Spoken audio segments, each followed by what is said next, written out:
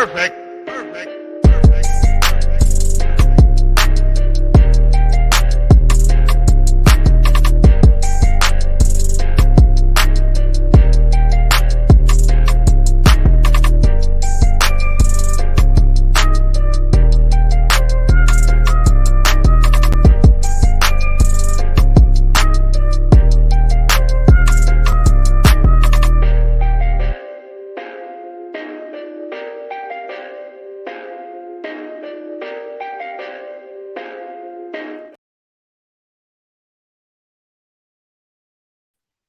All right, everybody, what is going on? Welcome to today's edition of SWAC Talk. Of course, this is the show where we cover the SWAC inside and out.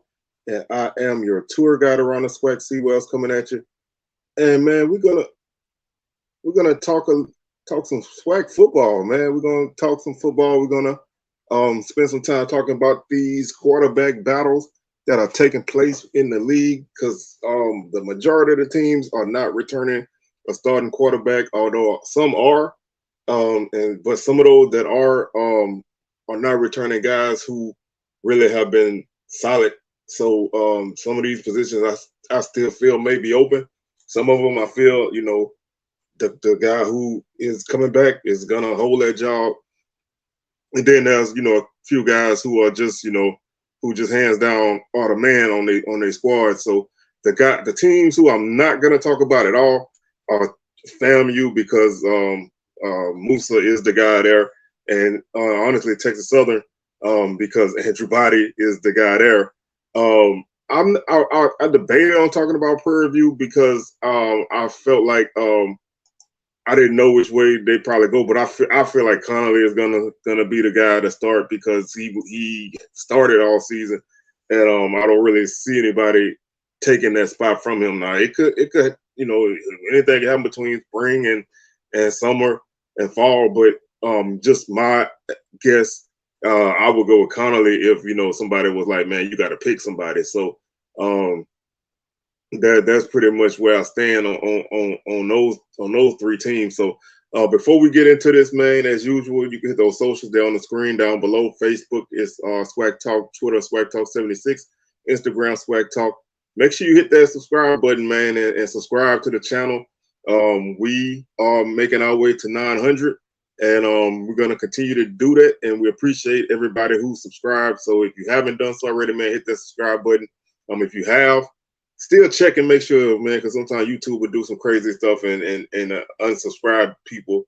So we don't want you to not catch anything. So with that being said, like the video, hit that like button, and hit that notification bell so you can be alerted to any videos that I drop.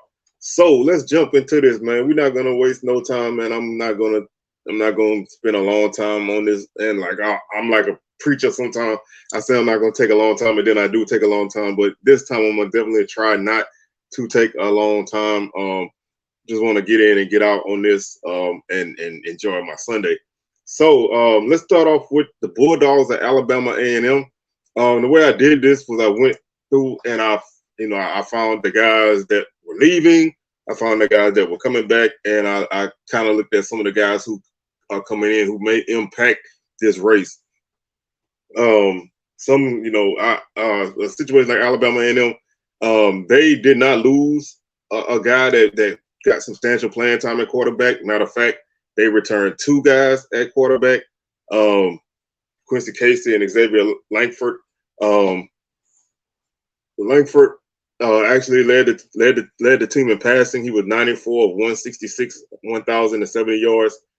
70 yards. He had 6 touchdowns and 5 interceptions. He also ran 75 times for 280 yards and 3 touchdowns. Quincy Casey got a lot of time last year as well. He was 89 of 151, 1088 through the air, 5 touchdowns and 8 interceptions. So to me, this is a two-man job. Now they did bring in 3 quarterbacks. I don't know how much those guys are going to impact this race. 2 of them were transfers, and 1 was a freshman. You brought in Davis, who was a high school guy. He threw for over 4,000 yards in his career and 44 touchdowns. He also brought in Fletcher, who came in from Northern Illinois. He was a 4-year starter in high school, and Brian Plummer was the other quarterback who transferred in from Buffalo, and he was a really solid quarterback in high school as well. So these guys come in with no real college on the field experience, and you're returning two guys who each started games. So to me, this is one of those situations where I think the new guys are there to just be arms and push. I think that these guys are gonna, they're gonna challenge, but I think this is a 2-man job. Now, how this job turns out, I think is just gonna depend on how each one of these guys has developed over time. I definitely want to keep an eye on their spring game to see how things go. Who maybe can take charge of the position. Both guys showed flashes last year. But Langford played a lot late, and he was instrumental in some big games that they had at the end of the season. Although this team was a very good offense statistically, they were also inconsistent and they turned the ball over a lot. So there's some growth for both of these guys. We'll see. We'll see how this turns out. I think I can see either one of these guys coming out of there with a job. To me, because of his ability to run more, I may lean on Langford, but Casey has probably the better arm out of the two guys. So whoever can really grasp the system more and take that next big step, because they all, they both played a lot. So whoever can take that next big step is probably going to be the guy. So that's something to look at going into that spring game, and see how this thing turns out. Next, we move over to Bama State. Now, this is a position that, depending on who you talk to, maybe the right guy didn't play. You had a situation where you had a guy coming in that was highly touted but didn't have a lot of experience, and then you had a guy coming back who had a lot of experience, and had some starts, but the job, I don't want to say was handed, but a guy who basically got the job. And to me, whether it was injury or just not consistent play, I don't think you got the most out of this guy. So you didn't, to me, you didn't get the most out of this guy, but this guy was able to be electrifying when you had the opportunity. But other than that, not much out of him. So your biggest loss was Miles Crawley, who started some last season, and he also started a bit other time during his time at Bama State. Last season, he was 58 of 96 for 785 yards. He had 4 touchdowns and 5 interceptions. You also lost Joe Owens to the portal. Both those guys went to the portal. Owens didn't play a lot last season, but he played a lot the year before. Due to injuries and situations like that. He got some playing time late in the 21 season. He didn't play much last season. Demetrius Davis was the starter. Is the starter going into camp, and probably will be the starter coming out of camp. I only listed this job really because I feel like it's important for him to take a bigger step, and they didn't necessarily bring in anybody to challenge him. So in a way, I guess you can almost say that this job can go on the list of jobs that are already taken. I think I put this one here because I thought before I started diving deeper that maybe the competition would be a little bit more intense, and just getting some information that I got. It doesn't sound like any of the other guys are really gonna challenge.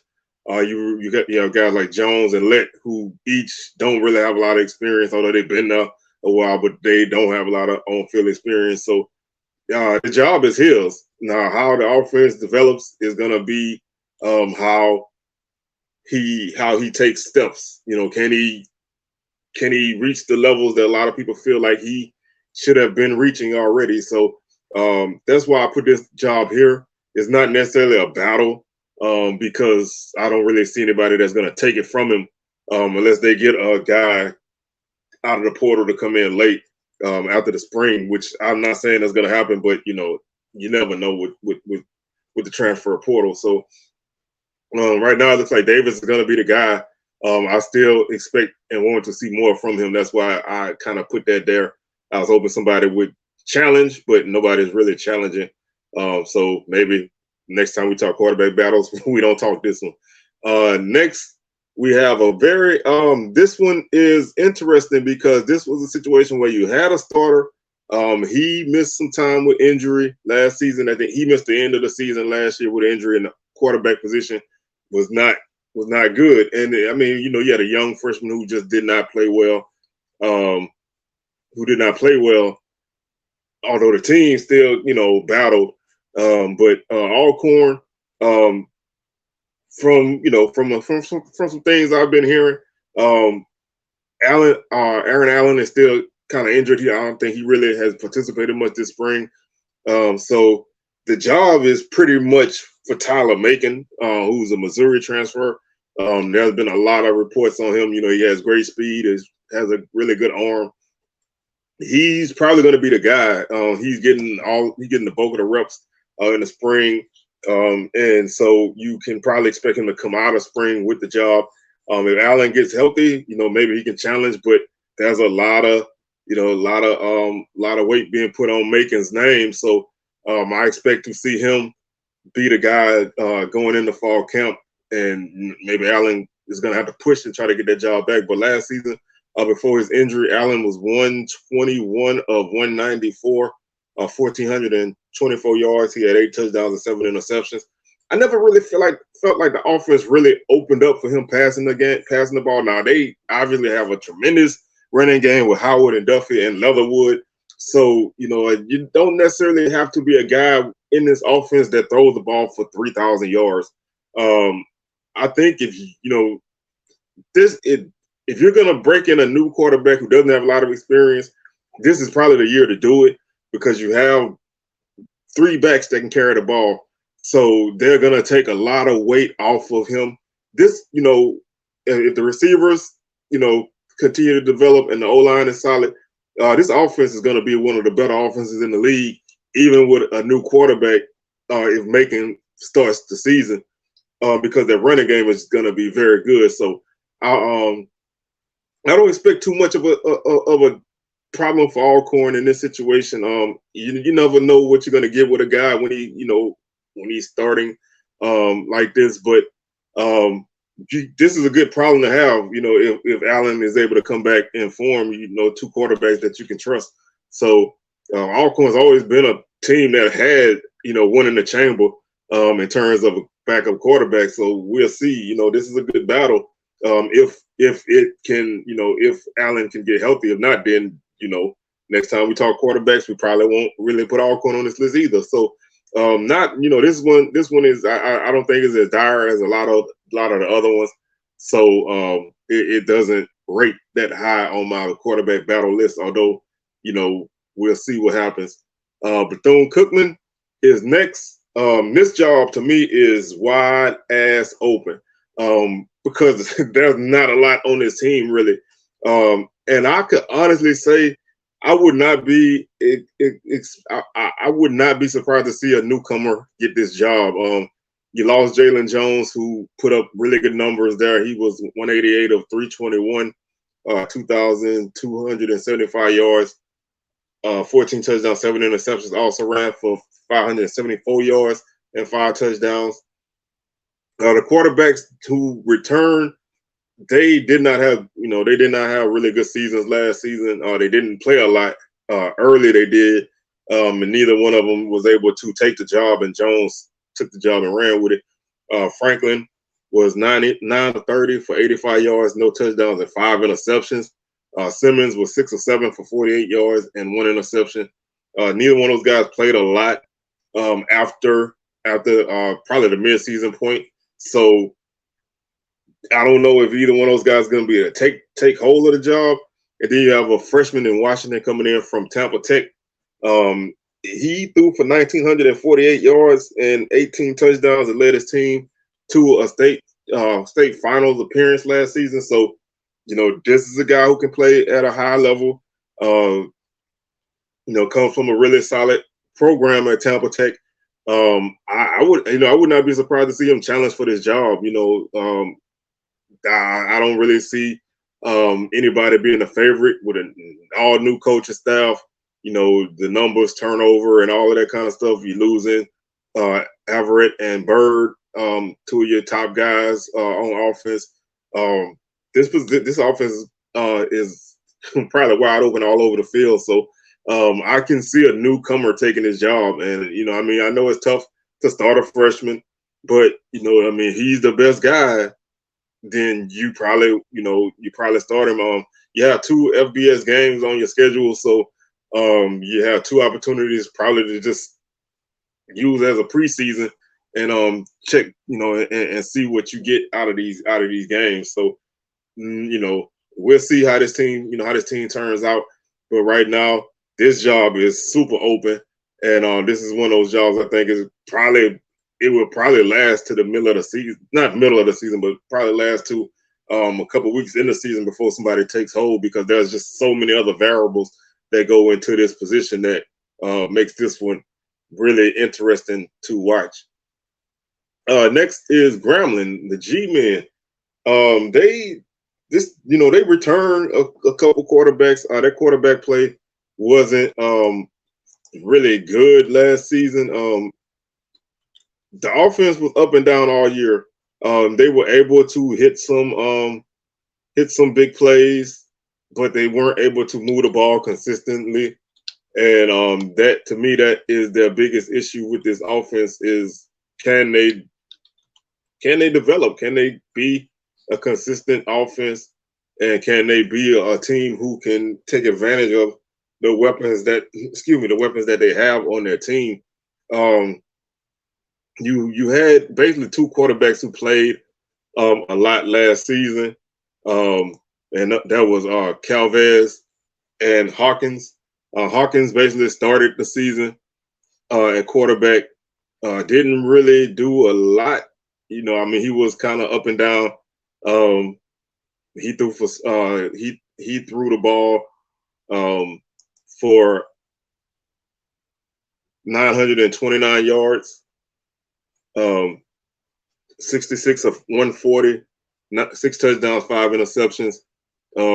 Didn't, like I said, he had his up and down moments. Didn't really to me take charge of the offense. He also ran the ball for 44 yards on the season. Calvez came in and took the job. He ultimately ended up passing the ball for 685 yards with 5 touchdowns, 6 interceptions. He had some turnover problems. He was 58 of 96. He also ran the ball for 177 yards and 4 touchdowns. But then you bring in a guy like Miles Crowley from Bama State, who, like I said, threw the ball last season for 785 yards and 4 touchdowns. So to me, this job is open. You also brought in a freshman, but I don't really expect him to really be in this mix right now. But my money would be on Crawley. I feel like he's a guy who probably can lead this offense better. He's played longer. He's been around a little bit longer. I think you can trust him. Now, he's new to the offense, so that may be something that kind of hinders them a little bit. But I don't really anticipate that being too much of a problem for them to find him being able to make those plays for your offense. Right now, I just think Grambling, they have the backs, they have talent at receiver. They just have to have a guy who doesn't turn that ball over, man. If they can do that, then I think this team will be okay with whoever. But I think Crawley would be the guy in my estimation. maybe, Calvez can take another step because he showed flashes last season. Or maybe he could take another step and develop and make this be a battle that goes into the fall. But I'm leaning Crowley unless somebody tells me otherwise, which can always happen. I don't know everything. A lot of this is just estimation, so that's what makes it fun. So that's where I stand on Grambling. Next is Jackson State. Obviously, they lost Shedeur Sanders, All-American quarterback. Over 3,700 yards, 3,752, 40 touchdowns, 5 interceptions. Excuse me, 6 interceptions, 344, 488. Offense was catered to him, and he ran the offense the way that it needed to be ran. So, you lose that, you bring in a new OC, new head coach. You bring in three new quarterbacks. They each, kind of bring something different to the table. And right now, the returns have sounded pretty good. You got Philip Short coming in. He threw for over 1,900 yards in JUCO, 15 touchdowns. You got Jason Brown, who was a guy who was an all-conference guy at his first school in the FCS.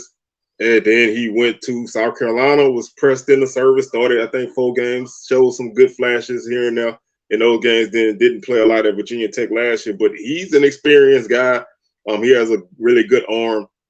So, that's one guy. And you have a guy like Zion McDonald, who comes from ULL, who to me is probably the wild card out of the bunch. So honestly, I don't think you can go wrong with either one of these guys once they kind of get their footing under them. To me, this is a very good battle. This is what when I look at a quarterback battle, this is what I look at. Guys who all I feel can legitimately start and legitimately be successful in your offense, and guys who I don't think, if one starts over the other, that your offense is going to be tremendously different than the other guys who start. So I think this is one of those battles where, your winner is going to, definitely going to probably be good because you're beating out other good quarterbacks. It's not necessarily that you're battling okay guys and, whoever is the most okay is your starter. So I think, whoever wins this battle is going to have earned it. But I think you also have good guys behind him. So I think that you can't go wrong, at least sitting here right now. I don't think you can go wrong with any other guys that start at that position. I think, if you have a guy that wins this battle and he starts, if he falters, I think you have a guy behind him that you can trust to put in that can move the offense as well. So this battle is like I said, this is one I definitely want to keep my eyes on. Obviously, with the spring game coming up in a couple of weeks, you want to see some things, but you're not gonna see a lot of things. But you want to kind of just see how they command the offense and how they get guys in the right spots and they make the right reads and see what they do. So I'm definitely, obviously, me and everybody else are gonna keep their eyes on this battle. This is probably one of the more fun battles to watch, and one that I think you can't really go wrong if you pick one guy or the other. Like I said before, let's jump to Mississippi Valley. I did not make a banner for them. Let me fix that. Sorry, Valley. Valley is the team who offensively last season they did not play well. Offensively, they didn't move the ball very well through the air. They didn't move it. Even with solid running backs, they didn't move the ball really well on the ground. And they struggled. Like they struggled, but they finished strong like they have the last couple of years. They had a two-headed quarterback last season, Jelani Easton, who had been at Valley, seemed like 100 years. He was 64, 140. 571 yards, 4 touchdowns, 6 interceptions. He started the last few games of the season. He also ran the ball 46 times for 202 yards.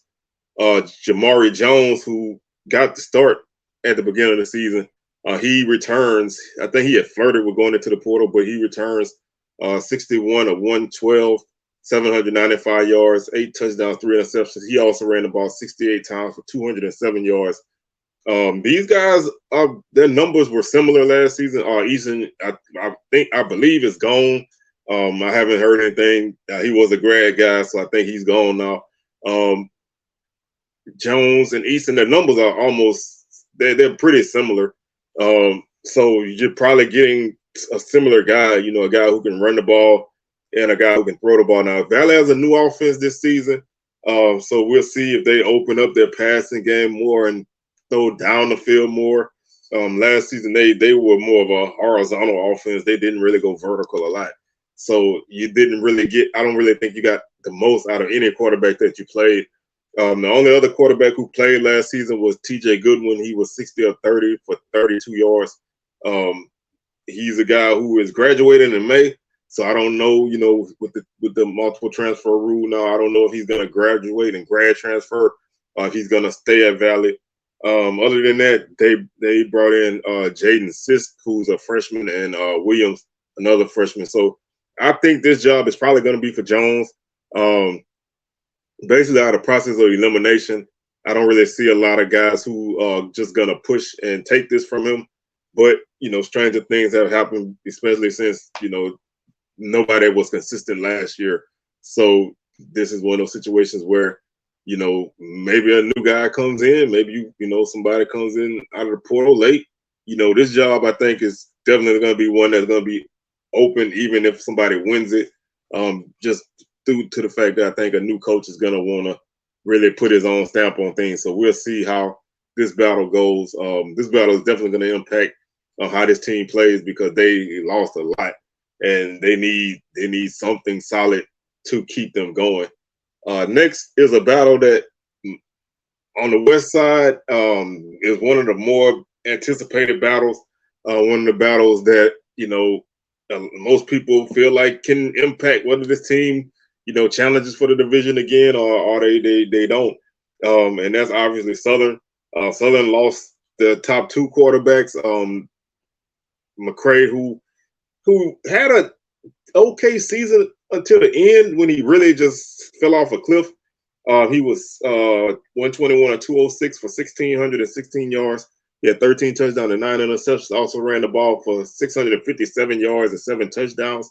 Led the team in rushing. Just did not finish the season strong. Went in the portal, so that job is super wide open. Bubba McDaniel also departs. He was 33 of 63, 436 yards, 4 touchdowns, 3 interceptions. He also ran the ball for 274 yards and 4 touchdowns. So you're losing almost 1,000 yards of rushing and 11 touchdowns from your quarterbacks. That's a big hole that I think a lot of people may not really realize that you're losing that much between two guys. So you're losing the bulk of your passing yards, you're losing the bulk of your running yards. Although you do have, some backs that are returning that carry the ball well. But this job is wide open. You don't have anybody with a lot of experience returning. You got Harold Blood, who was 11 of 19 last season for 220 yards, 1 touchdown, 1 interception. Noah Biden, who started, I think, 4 games at Grambling the previous season in 2021. This season, Southern, he was 3 or 4 for 70 yards, 1 touchdown, no interceptions. You bring in a transfer from UAB, Dylan Marotra. He did not play at UAB, but he's a guy who put up solid numbers in high school. You bring in Jalen Woods at quarterback, who's a freshman, put up good numbers in high school. Xavier T-Set, also another guy who put up good numbers in high school. I don't really expect the freshmen to play this season. I mean, I'm just going off of some things I interpreted from last season. With Biden not really playing a lot because he didn't get to camp early. So I feel like unless one of those freshmen come in and light it up out the gate, which is possible because they're both talented. I think this is a 3-man race. Coming out of the spring game yesterday, I believe Harold Blood is in the lead. All 3 quarterbacks, they were, they showed flashes yesterday in the spring game. And I'll probably talk more about that, more about the spring game later in the week. But they both, all three quarterbacks kind of showed flashes in the spring game. They all made some big plays. They made some bad plays. Blood threw interception, Biden threw interception. Blood did throw 2 touchdowns. Biden threw 1. Marotra, he didn't throw a touchdown, but he drove the offense pretty well. He made some really nice throws. Marotra and Blood are both more mobile guys that can run. Biden is a guy who probably can buy time and get out the pocket, but he's not necessarily going to run the ball all over the field. So you have 2 guys who can run, which definitely is something that Southern's going to do with their quarterback. But then you have another guy who can, escape the pocket, and he has good size. So I think this is a battle that's, Blood's coming out of the spring with the job, but I don't think this job is settled at all. I think you basically just determine who's going to take the first snap when we start fall camp. There's still a lot of development here. Somebody's going to have to take the bull by the horns, and I think that can probably happen between now and the start of fall camp. I would expect to see this job wrapped up before camp ends in the fall. I think by the time you get to your first game, you're going to have a solid idea of who's going to start. Now, if you're a Southern fan or if you're somebody who watched Southern last year, Dooley wasn't too apt to pull his quarterback when he struggled. I think this season you're going to have to not necessarily have a short leash on your QBs, but, I think you're going to have to be able to, bring a guy out when he's not at his best and let somebody else get some reps. Because with nobody with a lot of starting experience, you have 4 college starts between all the quarterbacks on the roster. So this is a really inexperienced group. They're all talented. They all are 6'2" or better. So that's definitely something that I like. They all have good size. They all have really good arms. Most of them can run really well. I think if whoever develops and takes the job, if you're a Southern fan, I don't think you can go wrong with any of these quarterbacks if they take the steps that they need. You don't want to end up in a situation where you don't know who the guy is and you're like 2 or 3 weeks in the season. That's a problem. So I like having a guy who comes out of the camp, out of spring, maybe in the lead, but I think this battle is going to be highly contested into the fall camp. And that leads us to our last team. Again, this is another team similar to Bethune-Cookman. I think this is one of those jobs that unless somebody just blows up or you get a can't miss guy, who comes in through the portal, this job is probably going to be a battle all the way through camp and into the season. And you lose Skylar Perry, who started the bulk of his time at Pine Bluff. Wasn't the most consistent guy, but he still was a playmaker at times. He was 138 to 260, 1,372 yards. He threw for 6 touchdowns and 6 interceptions. He was injured off and on last season. He also ran the ball for 214 yards and 1 touchdown. So you're losing a guy who started a lot in his career. You're losing a guy who took your team to the SWAC championship in the spring season. You're losing a guy who could run the ball and throw it. And you're replacing him with 2 freshmen from this past season. Macon, who played a few games, got hurt. I think he got hurt against Southern. He was 24, 44, 393, 1 touchdown, 3 interceptions. And Chance Edwards, who was also a freshman, he was 20 or 46 for 184 yards, 1 touchdown, 3 interceptions. And they brought in a freshman, Donahue. They only signed 5 guys, so he was one of the 5 guys that they brought in. I don't know how much he's going to challenge for the job at this point. I don't know if there's anybody else lurking in the shadows on his offense, but this job I think is going to be wide open, and this is one I can see lasting a long time because I don't know if there's anybody who can just take charge of this job and run shop. So I can't name a guy who I think would take this because the guys who return, they all still have a lot of development left to do. So I think this job is gonna be just like everything else on this team, a work in progress. And I don't, like I said, I think this team is in a year zero phase. So you're probably, if you can find pieces for next season, in this upcoming season, then that's great. Like I said, I don't really expect a lot from this team. So we'll see how their battle turns out. So that's gonna do it for this show, man. Like I said, just wanted to hop in and talk a little bit about what's going on with quarterbacks. I mean, that's a position everybody looks at, even if you don't know anything about football, you look at the quarterback, and that's where you put the bulk of your faith in. Others know, other positions are probably just as, if not more important. But quarterback is kind of what stirs the drink. So I wanted to kind of talk about those battles, and we'll keep our eyes on all these as we come to these spring games. And then we just go from there. So I'm your tour guide, C Wells, man. I'm signing out, man. Y'all enjoy the rest of y'all Sunday, and we'll catch y'all on the rebound. Peace.